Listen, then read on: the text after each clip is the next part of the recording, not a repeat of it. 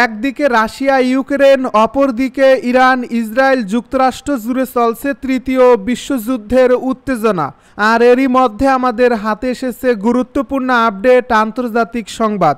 শুরুতেই থাকছে তৃতীয় বিশ্বযুদ্ধের পথে এবার বিশ্ব, ডোনাল্ড ট্রাম্পের গুরুতর সতর্কবার্তা। আরও জানাবো ইরানকে কঠিন পরিণতিতে ফেলার হুমকি ডোনাল্ড ট্রাম্পের। এদিকে ইউক্রেনকে কোনোভাবেই ন্যাটোভুক্ত করা যাবে না।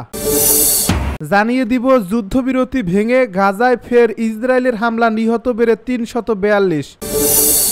সবশেষে জানিয়ে দিব সেহরির সময় গাজায় ব্যাপক হামলা, নিহত ৩ শতাধিক। শুনছিলেন হাতে পাওয়া গুরুত্বপূর্ণ আপডেট, আন্তর্জাতিক সংবাদের শিরোনাম, এবারে বিস্তারিত।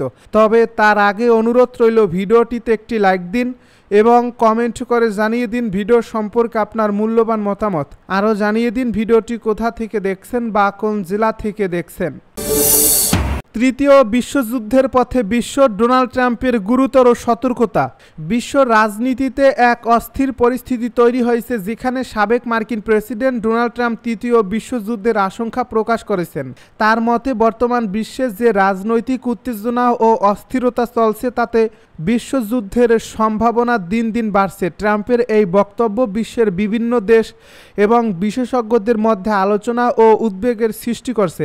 বিশ্ববিদ্যালয় ও গবেষণা কেন্দ্রের বিশেষজ্ঞরা মনে করছেন যে ট্রাম্পের এই মন্তব্য একেবারে অযথা নয়। বিশেষ করে ইউক্রেনের সঙ্গে রাশিয়ার যুদ্ধ, চীনের সঙ্গে যুক্তরাষ্ট্রের বাণিজ্য যুদ্ধ এবং মধ্যপ্রাচ্যে চলমান অস্থিরতা, এই সবই তৃতীয় বিশ্বযুদ্ধের দিকে ধাবিত হওয়ার একটি কারণ হতে পারে।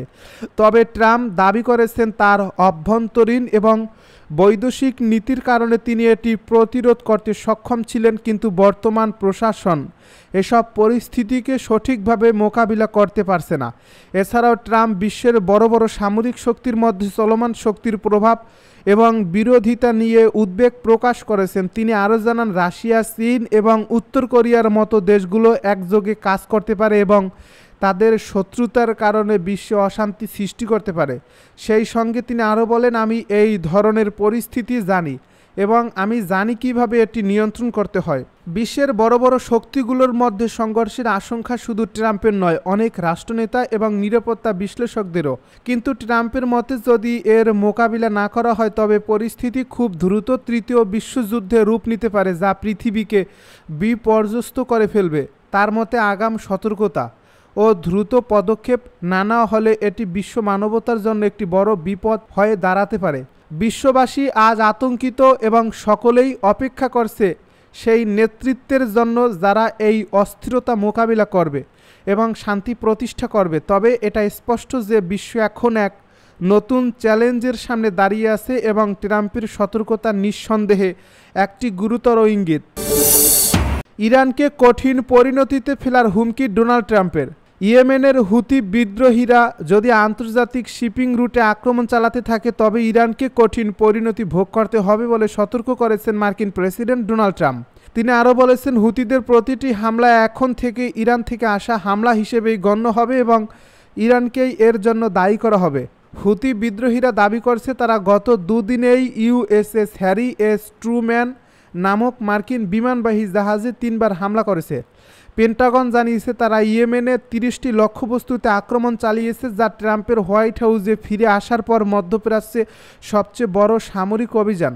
ডোনাল্ড ট্রাম্প তার ট্রুথ সোশ্যাল প্ল্যাটফর্মে পোস্ট করেছেন, এখন থেকে হুতিদের প্রতিটি হামলা ইরান থেকে আসা হামলা হিসাবে গণ্য হবে এবং ইরানকে এর ফল ভোগ করতে হবে এবং সে ফল হবে অত্যন্ত গুরুতর।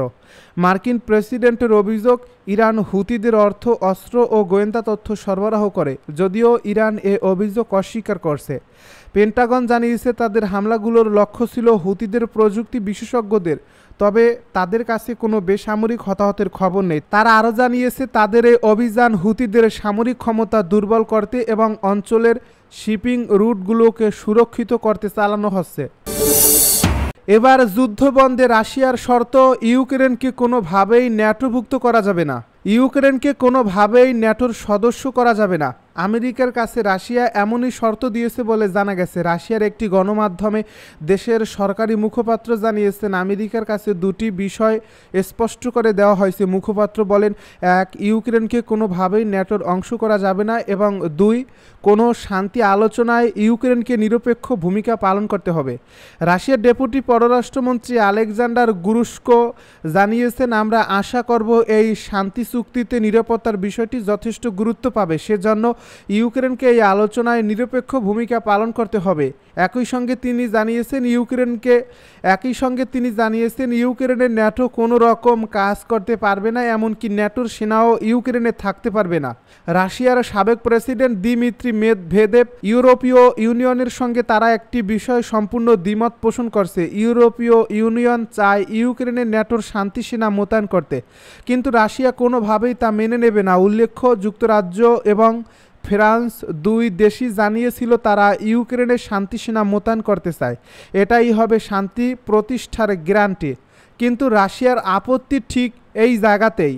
বস্তুত যুক্তরাজ্য ও ফ্রান্সের রাষ্ট্রপ্রধানের এই পরিকল্পনাকে বোকা বলে সম্বোধন করেছেন তিনি। তার কথায়, ন্যাটোর শান্তি সেনা যদি ইউক্রেনে মোতায়েন করা হয় তাহলে রাশিয়া ধরে নেবে এবার তাদের যুদ্ধ ন্যাটোর সঙ্গে। ডোনাল্ড ট্রাম্পের নিরাপত্তা উপদেষ্টা মাইকেল ওয়াল্টার্স জানিয়েছেন, ইউক্রেনকে দুটি ত্যাগ স্বীকার করতে হবে। রাশিয়া তাদের যে জমি দখল করেছে তা ছেড়ে দিতে হতে পারে এবং ন্যাটোয় যোগ দেওয়া থেকে বিরত থাকতে হতে পারে। এবিসি নিউজকে দেওয়া এক সাক্ষাৎকারে ওয়াল্টার্স জানিয়েছেন, ন্যাটোয় যোগ দেওয়ার বিষয়টি ইউক্রেনকে সম্ভবত পুরোপুরি ভুলে যেতে হবে, কারণ ইউক্রেন ন্যাটোয় যোগ দিলে রাশিয়ার সঙ্গে শান্তি চুক্তি সম্ভব নয়। যুদ্ধবিরতি ভেঙে গাজায় ফের ইসরায়েলের হামলা, নিহত বেড়ে ৩৪২। ফিলিস্তিনের অবরুদ্ধ গাজায় যুদ্ধবিরতি ভেঙে ইসরায়েল মঙ্গলবার আবারও ব্যাপক বিমান হামলা চালিয়েছে। এতে নিহতের সংখ্যা বেড়ে ৩৪২ জনে দাঁড়িয়েছে। এদের মধ্যে অনেক শিশু রয়েছে বলে জানিয়েছে গাজার স্বাস্থ্য মন্ত্রণালয়। এছাড়া এখন পর্যন্ত নিহতের মধ্যে গাজার উত্তরাঞ্চলেই প্রাণ হারিয়েছেন ১৫৪ জন। মঙ্গলবার এই হামলায় দক্ষিণ গাজার খান ইউনিসে কমপক্ষে ৭৭ জন এবং উত্তর গাজা সিটিতে কমপক্ষে ২০ জন নিহত হয়েছে বলে চিকিৎসা সূত্র আল জাজিরাকে জানিয়েছে।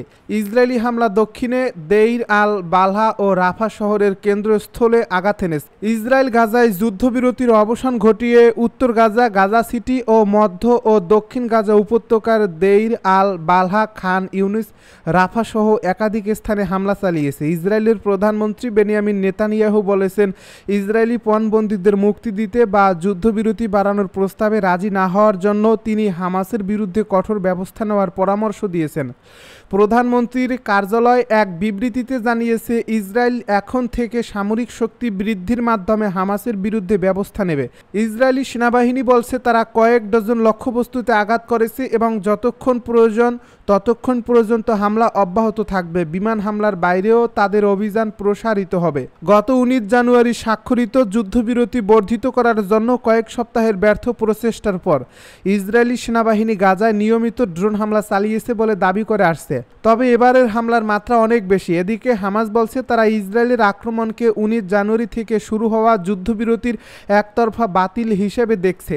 হামাস এক বিবৃতিতে বলেছে, নেতানিয়াহু ও তার চরমপন্থী সরকার যুদ্ধবিরতি চুক্তি বাতিল করার সিদ্ধান্ত নিচ্ছে, যার ফলে গাজায় ইসরায়েলি পণবন্দীদের ভাগ্য এখনও অনিশ্চিত। তারা আরব ও ইসলামিক দেশগুলোর জনগণকে এই হামলার প্রতিবাদে রাস্তায় নেমে আসার আহ্বান জানিয়েছে। সেহরির সময় গাজায় ব্যাপক হামলা, নিহত ৩ শতাধিক। গাজার উপর ব্যাপক বিমান হামলা চালিয়েছে ইসরায়েল। এই হামলায় ৩ শতাধিক ফিলিস্তিনির মৃত্যুর খবর পাওয়া গেছে। মৃতের মধ্যে অনেক নারী ও শিশু রয়েছে। ইসরায়েল ডিফেন্স ফোর্স জানিয়েছে তারা হামাসের সন্ত্রাসী লক্ষ্যবস্তুগুলোতে হামলা করেছে। গাজার উচ্চপদস্থ হামাস কর্মকর্তার মধ্যে মাহমুদ আবু ওয়াফা হামলায় নিহত হয়েছেন বলে জানা গেছে। গত ১৯ জানুয়ারি থেকে বিরতির পর গাজায় এটি ইসরায়েলের সবচেয়ে বড় বিমান হামলা। আজ মঙ্গলবার গাজায় হামলা শুরুর আগে বেশিরভাগ মানুষ রমজানের সেহরি খাচ্ছিলেন। তখনই বিস্ফোরণ শুরু হয়। প্রত্যক্ষদর্শীর মতে ২০টিরও বেশি ইসরায়েলি বিমান গাজার আকাশে উড়ছিল। সেগুলো গাজা সিটি, রাফা ও খান ইউনিসের লক্ষ্যবস্তুতে আঘাত হানে। ইসরায়েলি প্রধানমন্ত্রী বেঞ্জামিন নেতানিয়াহু ও প্রতিরক্ষা মন্ত্রী ইসরায়েল কাটস আগেই এ হামলার নির্দেশ দিয়েছিলেন। তারা বলেছিলেন, হামাসের কাছ থেকে বন্দীদের মুক্তির দাবি এবং পূর্বে প্রস্তাবিত চুক্তি প্রত্যাখ্যানের পর ইসরায়েল এই হামলা চালিয়েছে। ভবিষ্যতে হামাসের বিরুদ্ধে আরও শক্তিশালী সামরিক পদক্ষেপ নেবে তারা।